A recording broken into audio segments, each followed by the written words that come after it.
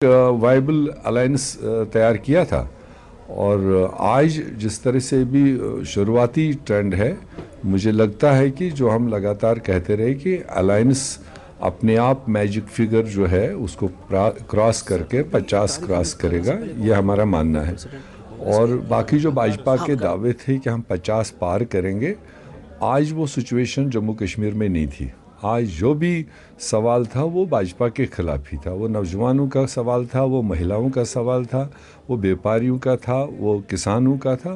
वो सारे सवाल उन्हीं के खिलाफ थे। तो इसलिए उनके दावे और ये स्लोगन मारना अलग चीज़ है, मगर हम मान के चल रहे हैं कि अलायंस सबसे बड़ी पार्टी उभर के आएगी जम्मू कश्मीर में, और फिर उसके बाद शाम तक पता चलेगा कि क्या रुझान है। डॉक्टर फारूक अब्दुल्ला कह रहे हैं कि जितने भी लोकल पार्टीज हैं उनके साथ मिलकर हम सरकार बनाएंगे और बीजेपी को दूर रखेंगे।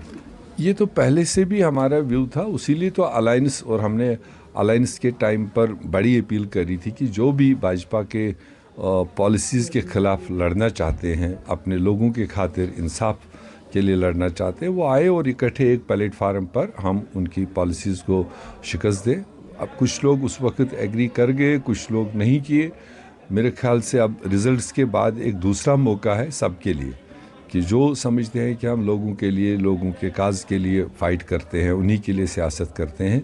तो लोगों का पहला कंसर्न है कि हमारे साथ जो नाइंसाफ़ियाँ भाजपा सरकार ने की, उसको इंसाफ में बदलना। हमें स्टेट वापस चाहिए, हमें ज़मीनों के हक़ वापस चाहिए, हमें रोज़गार वापस चाहिए, हमें महंगाई से निजात चाहिए, हमें बेरोज़गारी से निजात चाहिए।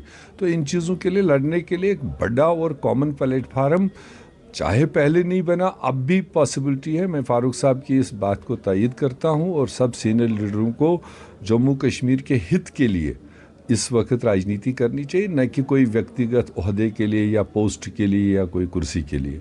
ये इस वक्त मुसीबत का टाइम है जम्मू कश्मीर के लोगों के लिए।